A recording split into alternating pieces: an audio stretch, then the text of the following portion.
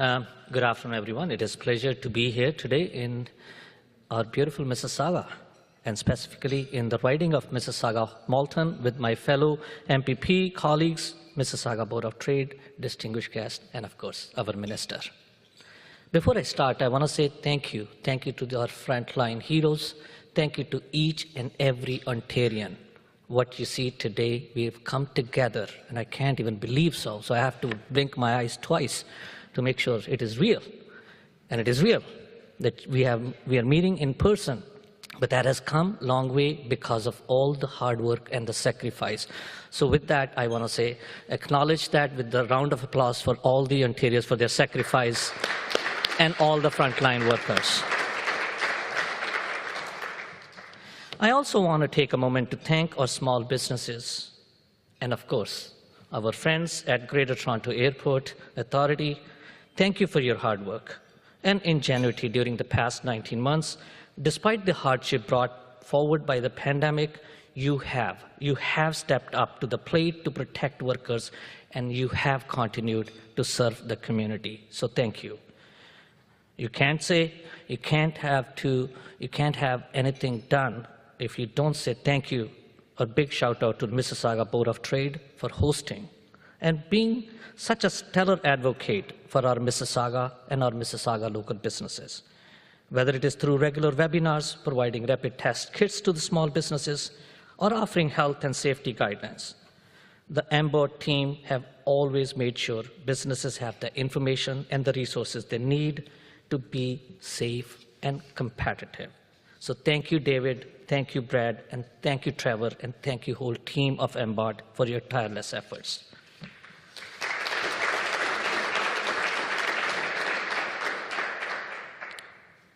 Along with my colleagues, we are indebted, we are thankful to the residents of Mississauga and across Peel for choosing all 6 of us to represent Mississauga. We have 2 ministers and 4 PAs, and that's the strong voice you have in the government from Mississauga. So thank you, Mississauga, for helping us out and choosing us. We will continue to fight for all of us as Mississaugans as we work together to build a more prosperous Ontario for everyone.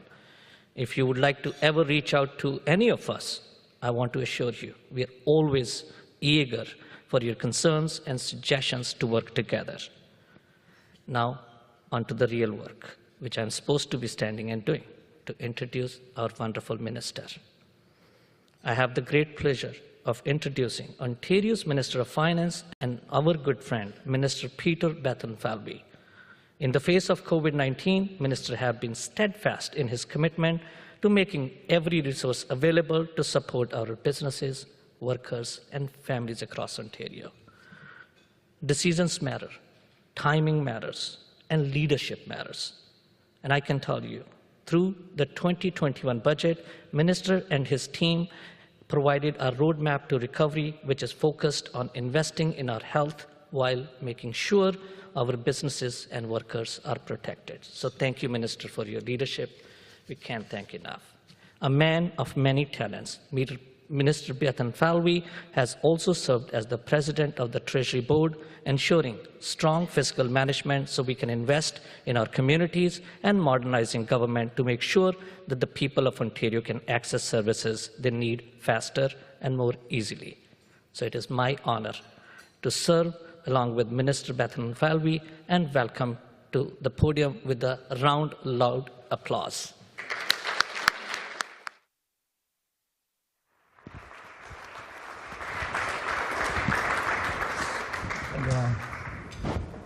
Well, thank you, Deepak. It's great to be here. And wow, what a great crowd to come out to hear the Minister of Finance. And but my staff told me, oh no, they're not here to listen to you. They just want to go to a luncheon again. So it is great. And it's great, as you mentioned, the weather is great. And I just want to remind everybody that the weather is a provincial responsibility. So we're getting some things right. It's great to see so many people, and I'm delighted to be here as Deepak and others mentioned, to be here at the Mississauga Board of Trade. And thank you for all that you're doing, Trevor. And thank you, Jim, for that kind introduction, and all the past members supporting the Mississauga Board of Trade. You know, we can't do much without a vibrant business community, and you support businesses who've struggled mightily through this pandemic, so thank you. I also want to acknowledge my great colleagues, 6 incredible human beings. And you know what, when you're in government, people become your friends, but they also become part of your family. And with COVID-19, it's even more so. So a big shout out to my colleagues sitting right in front of me. We can't strengthen Ontario without the great service and the public service. So thank you, and a big round of applause again for our stewards. So this is really quite an opportunity. We've made tremendous progress in this province in the fight against COVID-19 and the pandemic, and in supporting our economy during these challenging times. I really do want to begin by thanking everyone here today, and all of you for turning out in person, and for those tuning in virtually, for everything you've done. And when I say every one of you in this room and online, it really is a very sincere thank you. You can't get this province to where it is today through this pandemic without the individual efforts of every single one of you, and your families, and your colleagues in business and in healthcare, so thank you. You know, whether you've changed the way you've done your business to keep people safe, and many have had to do that, volunteered your time to help those directly impacted by the pandemic because it's been uneven, or got vaccinated, you were eligible, once you were eligible to do so, and encouraging others to get vaccinated. And I just want to say on behalf of the Premier Ford and all of my colleagues, a big thank you for demonstrating the Ontario spirit. And today, over 80% of eligible people in Ontario are vaccinated. 80, yeah, that's incredible. 87% of adults on our way. It's a remarkable achievement, but one we can be very proud of, but we've got to continue. We're not there yet. We can't let our guard down. And since the beginning of this pandemic, our government has been steadfast in our commitment to make every resource available to protect people and to protect jobs, and to lay the foundation for our long-term economic growth. It's important that we do that for our economy and for prosperity, because you may have heard me say many times, you cannot have a healthy economy without healthy people. The two are joined at the hip, which is why the best economic policy is one that addresses the challenges of COVID-19. And part of our plan to protect Ontario's progress, of course, is to help keep businesses open and help keep your customers safe. That's why, as of September 22nd, the government requires people to fully vaccinate and provide proof of their vaccination status to access certain businesses and settings. And under the leadership of our great Minister of Digital, Khalid Rashid, Ontario will be rolling out an enhanced vaccine certificate with a unique, scannable QR code. I want to thank you, Khalid, for your incredible leadership and for being a minister and my friend and colleague in finance. So thank you. A big round of applause for Khalid. Further details will be made available soon by the minister, but I'll leave him the podium at the appropriate time to make those announcements. You know, the vaccine certificate was not a decision that was made lightly by our government. But amid the Delta-driven fourth wave, the pandemic remains an urgent public health priority. Requiring proof of vaccination in select settings is a temporary tool that is helping us remain vigilant after so many months of fighting this pandemic, and giving our businesses as much stability and certainty, and you probably heard the Premier and myself talk about certainty as possible.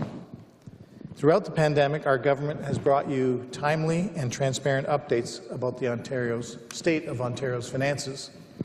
In March of last year, Ontario was the first jurisdiction in Canada to release a fiscal plan that reflected the potential impacts of COVID-19. 8 months later, we published the 2020 Ontario budget, in which we invested in people and jobs. And then in March of this year, I had the distinct honor of tabling our 2021 budget, Ontario's action plan, protecting people's health and our economy. And through these measures, all these measures brought Ontario's COVID-19 response to $51 billion. And included in that number is $1 billion for a province-wide vaccination campaign that has seen Ontario, as I mentioned, achieve one of the highest vaccination rates in the world. It also included $5.1 billion earmarked to support hospitals, creating more than 3,100 additional hospital beds, and nearly $3 billion in urgent and unprecedented support to over 110,000 small businesses across the province. And I can see Nina nodding her head. She's cutting red tape. She's making the conditions available so that the businesses in Ontario can prosper. And that degree of support is truly unprecedented. Just last month, we, along with the Minister, the current President of the Treasury Board, Pravneet Sarkaria, and I, tabled the 2020-21 public accounts, which confirmed that our government had the largest year-over-year increase in spending on record as a result of allocating historic funding to tackle COVID-19. And I would do it all over again.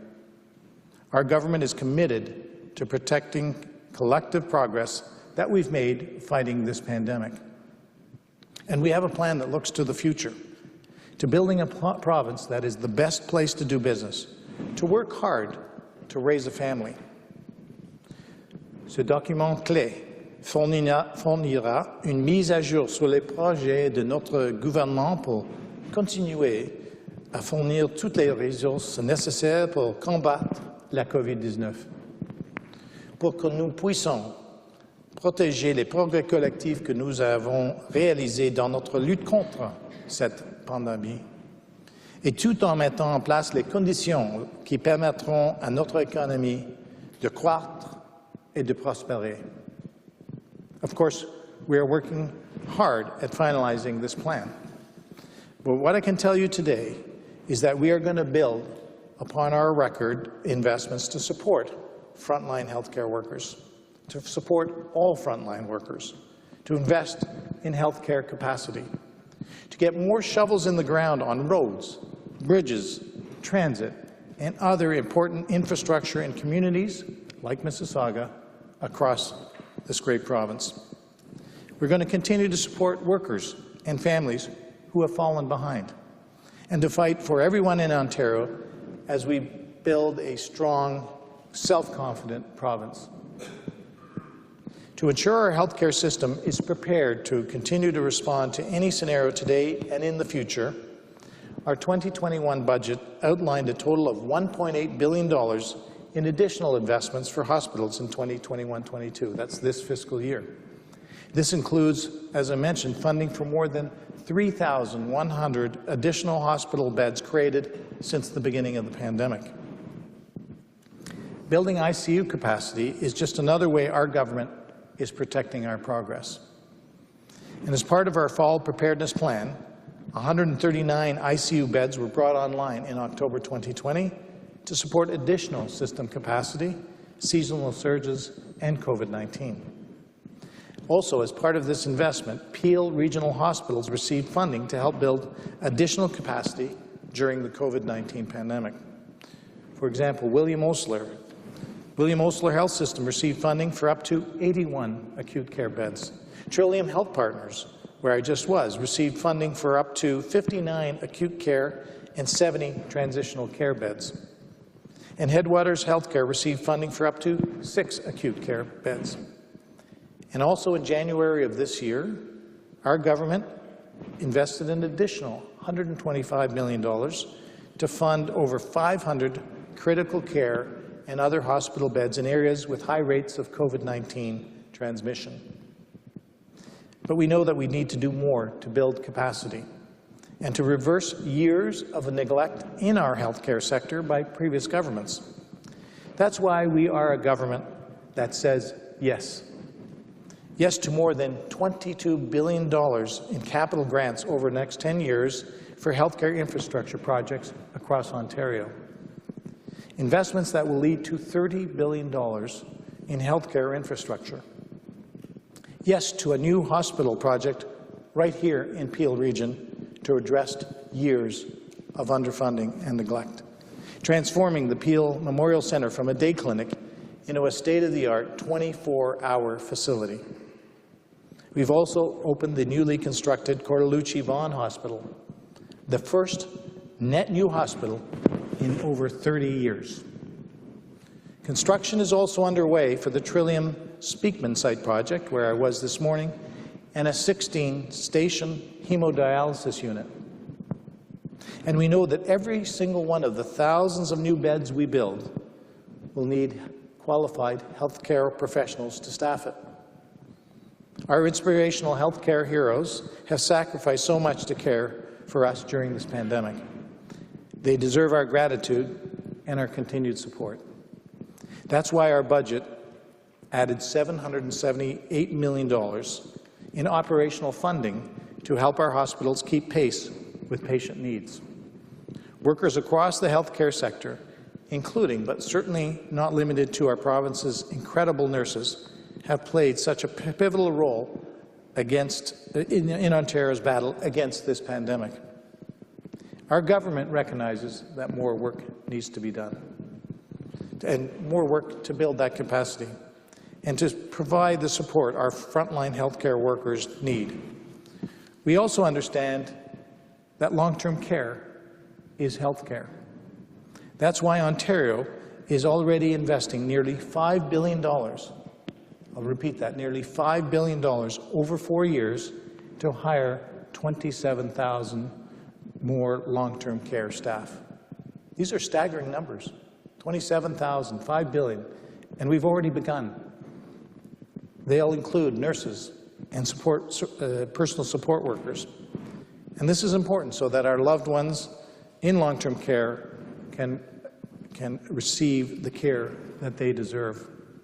This investment will support our government's commitment to provide long-term care home residents with 4 hours of direct care per day. Our plan will also include measures to support an economic and fiscal recovery that is fueled by growth. Growth with infrastructure investment and the job creation that comes with it, providing the foundation. In our last budget, we outlined over $145 billion in planned infrastructure investments over the next 10 years. Ontario's highways, for example, our highway program includes more than $21 billion over 10 years to expand and repair Ontario's highways and bridges, including widening the 401 between Malton and Mississauga. And our $28.5 billion dedicated to our subway transit plan for the GTA is the single largest investment in new subway builds and extensions in Canadian history. We are building on the supports we put in place for workers.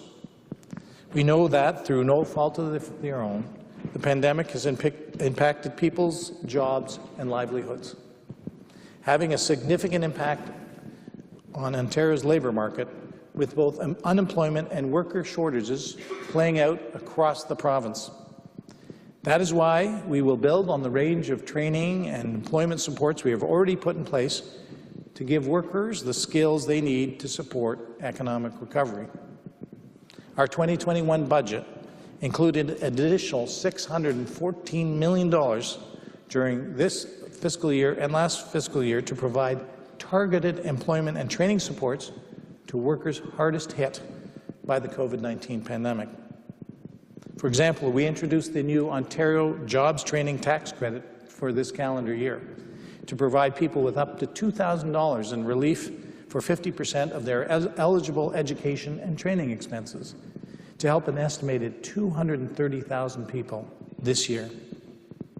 And of course, something that's relevant for this audience in particular is that our government will continue to be there to support businesses.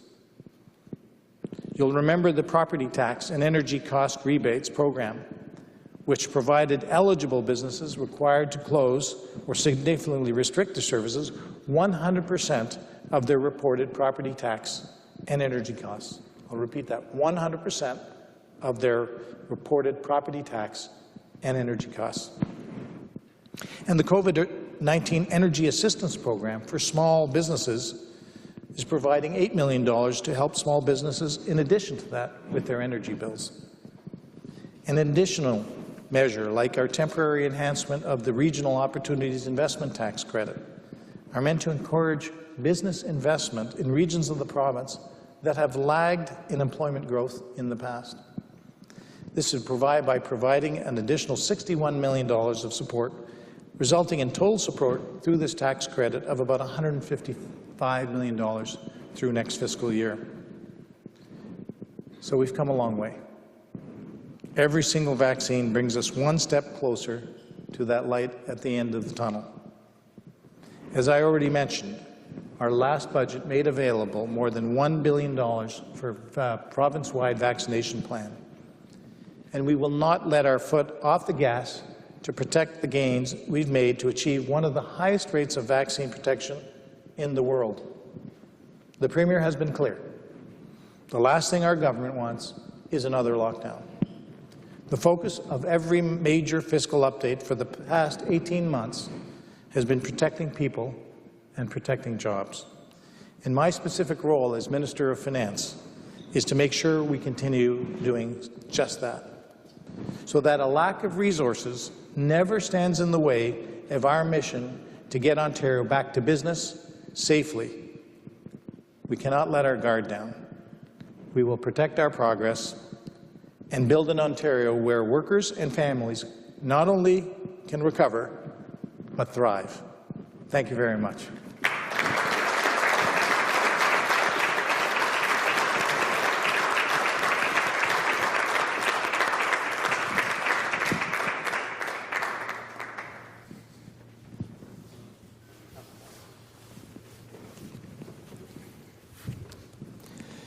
I think we're just going to do a little quick set change here. Minister, thank you again for joining us today. Before we begin, I want to just, amongst all that you shared with us, small business came up a few times, and we at the Mississauga Board of Trade and across the Chamber network, quite frankly, have certainly been concerned about the plight of small business over the last year. Now with things opening up further, it might be easy for us to think, well, things are okay, we're getting out there, I see businesses are open, but we can't forget that it is going to take a considerable amount of time for these small businesses to get close to where they were before the pandemic. And I'd be remiss if I didn't mention the Shop Local Mississauga campaign, which you saw on the signage in front of the podium. I encourage everyone to visit shoplocalmississauga.ca to learn more about the initiative. We've heard what government is doing. I think we need to also look at ourselves and ask ourselves in the mirror, what can we do? And the easiest thing we can do is to go out and enjoy the small businesses in our community, the attractions, safely, of course. And that's all very doable, and really, it's not a charity. You're enjoying their goods and services and everything else. It's really about acknowledging. And I know we have Small Business Week every year. We have Small Business Month every year.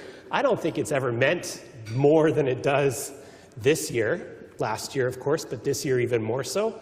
You know, there have been some good government support, some deferrals, which ultimately will come due, and we need to be there for them. So I just wanted to say that before we get into some some of our questions today.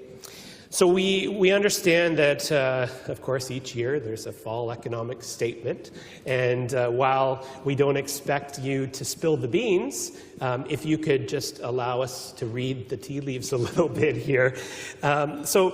And that's the question. What can we see, what can we expect to see in the fall economic statement, and will there be additional supports for the business community and sectors that have been negatively impacted by COVID? Well, great question, Trevor, and thank you for that shout out to small businesses. They're so critical to our economy. I think Ontario disproportionately has more small businesses and risk takers than anywhere else in the country.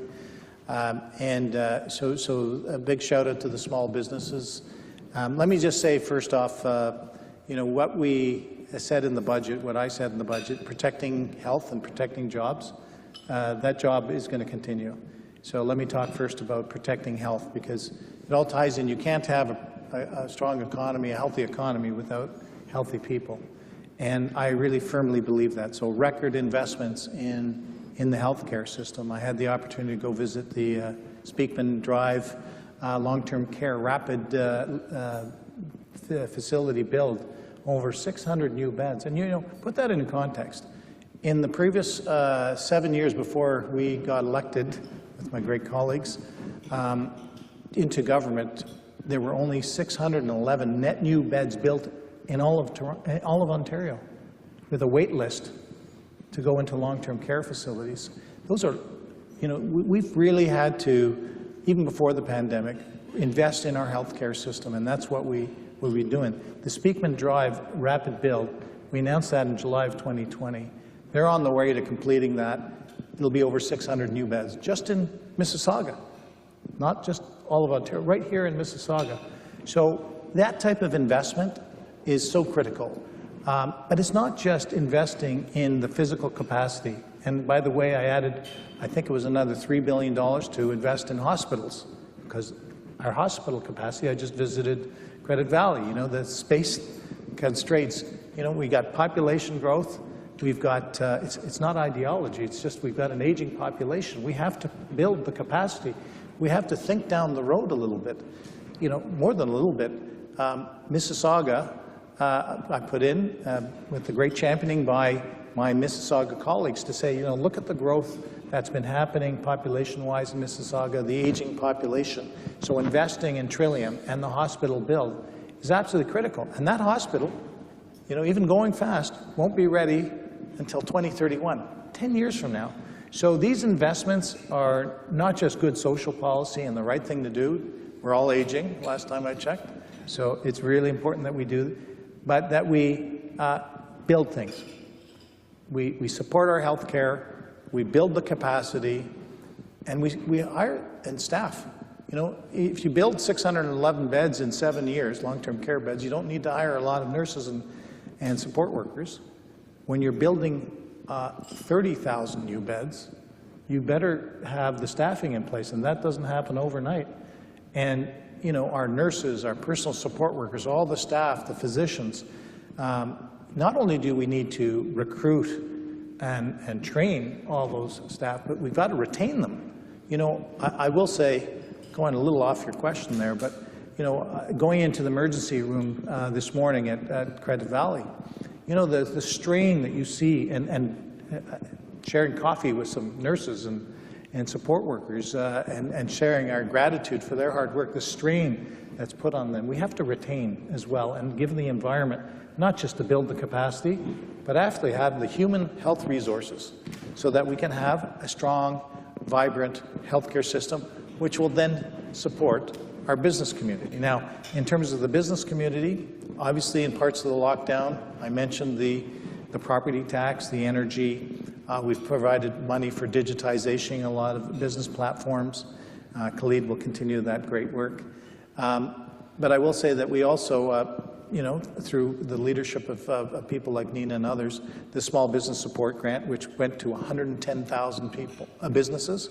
And many of these are small businesses who are the backbone of our community, the economy, the community, the identity. You talked about Shop Local. And the last thing I'll say is the vaccine certificate, our vaccination program, the investments that we're making sure that people get vaccinated, going into the community, putting in mobile clinics, coming up with innovative ways, going on subways, going right across the province to where people are. That's going to be the best stimulus for our small businesses. Thank you for that. And on the vaccine certificate, that's something that we, together with the rest of our colleagues across the Chamber network, did call for precisely because our businesses cannot handle another lockdown. And it was more or less a no-brainer for us that it's a necessary thing that we needed to do. And the other piece that you mentioned about talent and the healthcare workforce, we know that that's hitting every sector right now, virtually every sector right now. It's going to be, coming out of COVID, I think the #1 challenge for not just our economy, but economies globally, and positioning ourselves for success is so important on that front.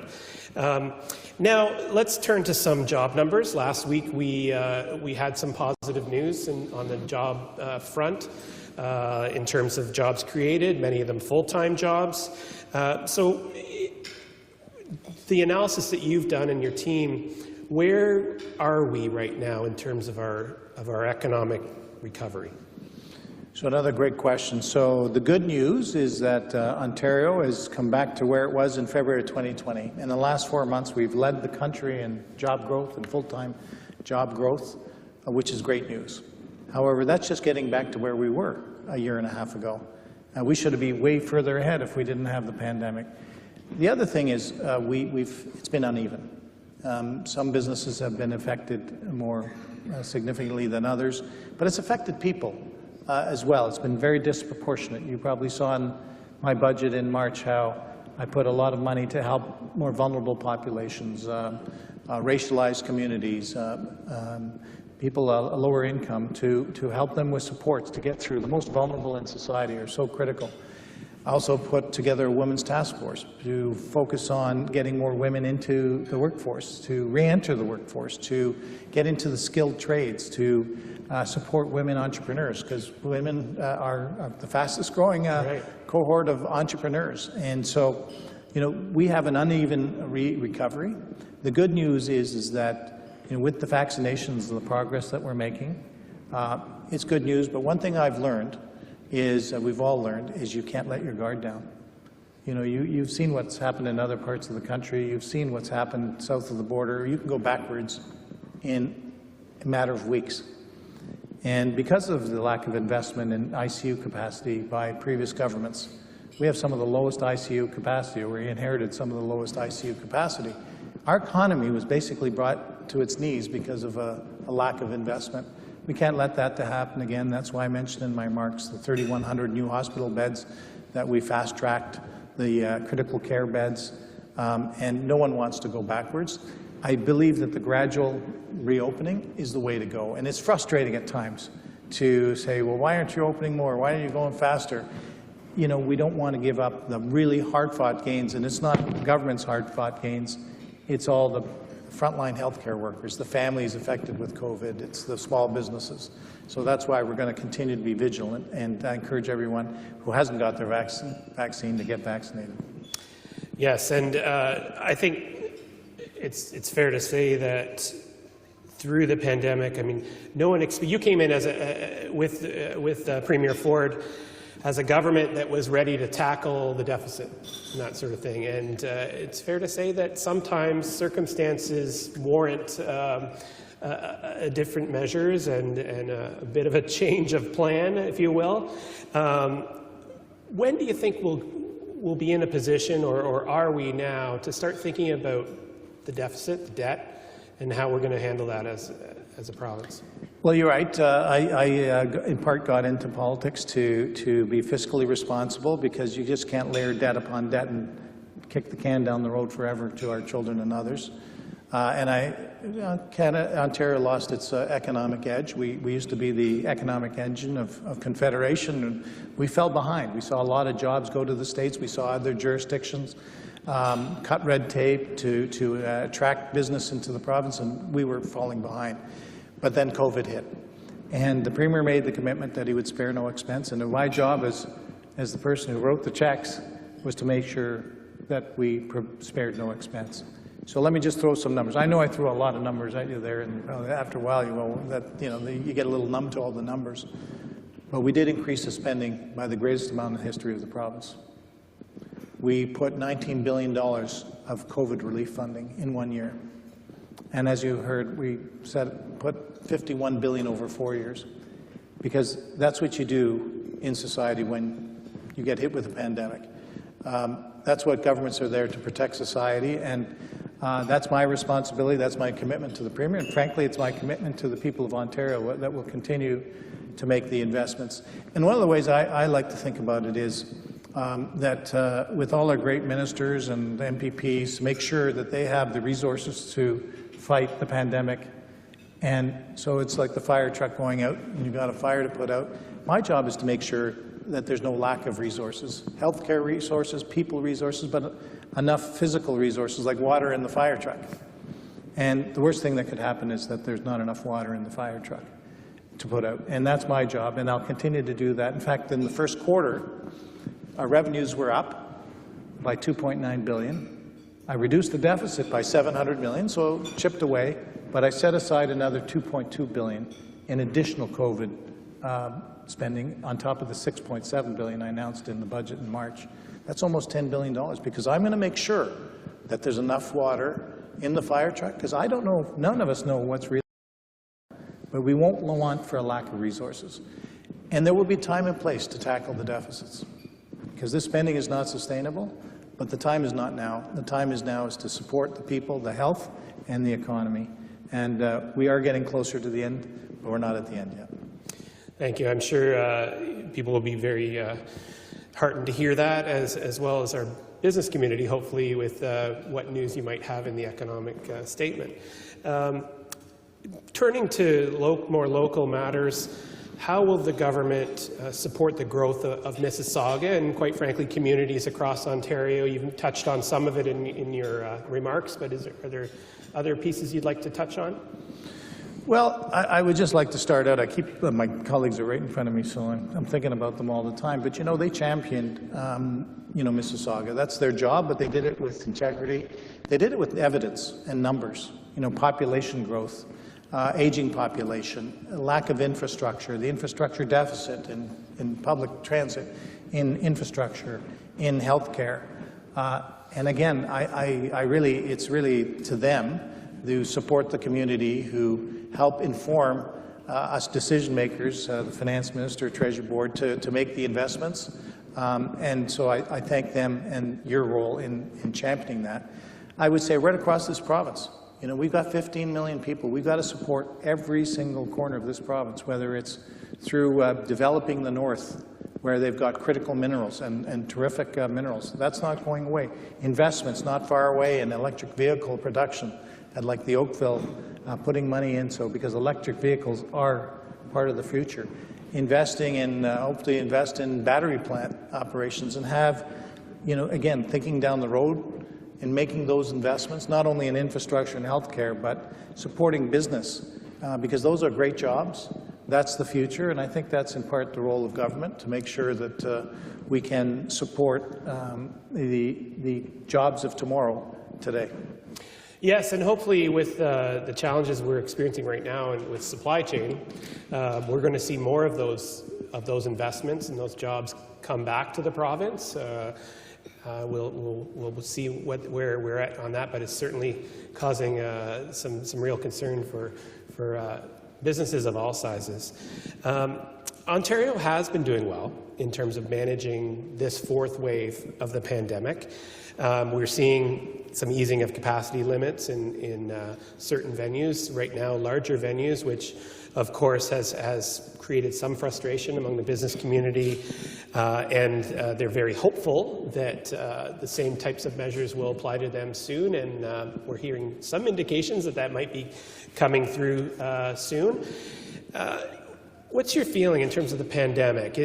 Can we say that we're kind of starting to see it a little bit in the rearview mirror in terms of? I hope so.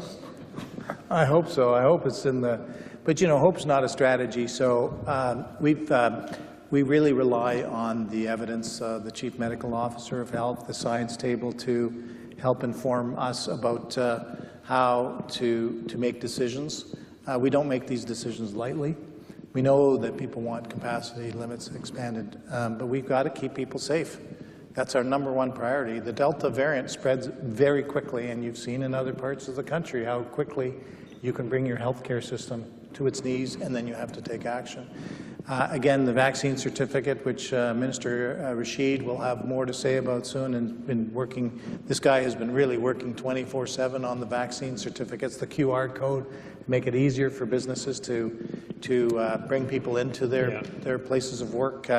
I've heard from a lot of businesses that really, as you said, Trevor, asked for this, but really has helped keep their customers safe, and so bringing more customers back, because they, many people have not eaten in a restaurant in a long time or gone to the gym, and people want to keep safe, and we can't go backwards. So we're going to continue to listen to the science table.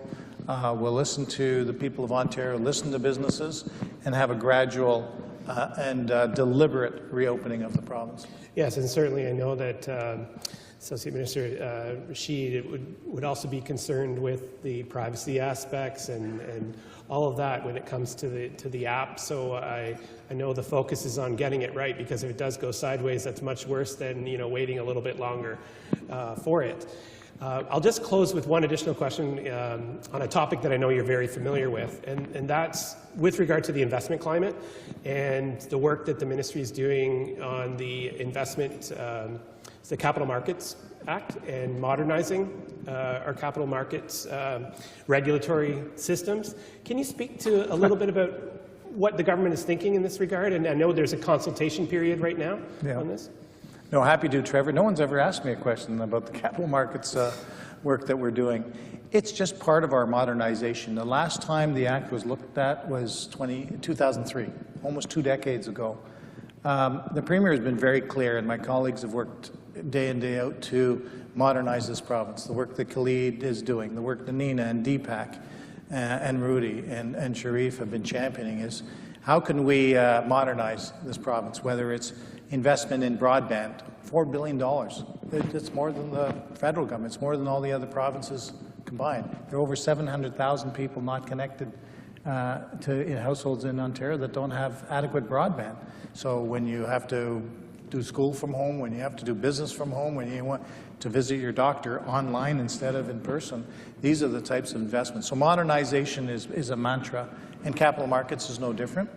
Now, we acted pretty quickly. I became Finance Minister on December 31st, and within 2 weeks has put out the task force recommendations. We, in the budget, announced that we would have a new Capital Markets Act. What's all this about? It's about leading to competition and capital formation.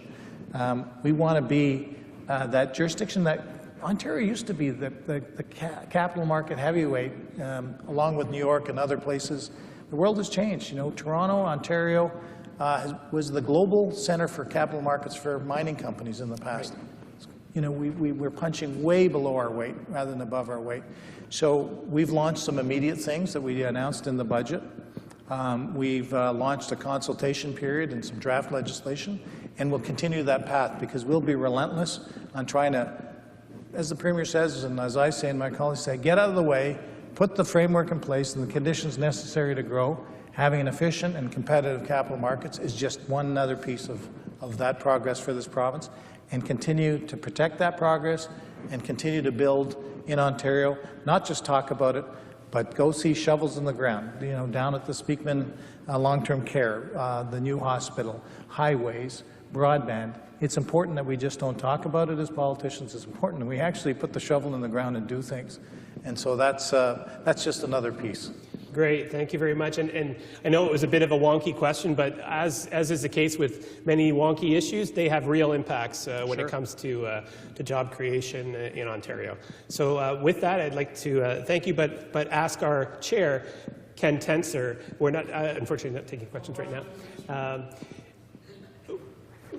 I'm not, if he would like to take one. But well, I'll take one quick question, then we'll go, because I do have... Thank you, Minister. Minister, thank you, first of all, for being in Mississauga, home to a lot of small businesses. Biggest small business in this province industry are restaurants and hospitality sector. 450,000 people working across 30,000 individual restaurants in every corner of this province and right here in Mississauga. Minister, you talked about a gradual reopening. Last Friday, we saw your government allow stadiums and arenas to be opened with about 6 or 7 hours notice. Will you and will your government afford the same time and allow restaurants to reopen with the same timelines? Are they going to move to 100% capacity just like arenas were allowed to do with that same short notice? Or are you leaning to what you talked about earlier in terms of a gradual reopening? Will it be gradual or will it be reopened tomorrow when the Premier makes his announcement? Well, I'll just say briefly, that's a decision of Cabinet, and as I said, relying on the best medical advice and scientific advice, and we continue to monitor, so we'll have more to say down the road. Well, more to say shortly. Thank you. And with that, Okay. I'd like to invite our Chair, Ken Tenser, to come and provide closing remarks.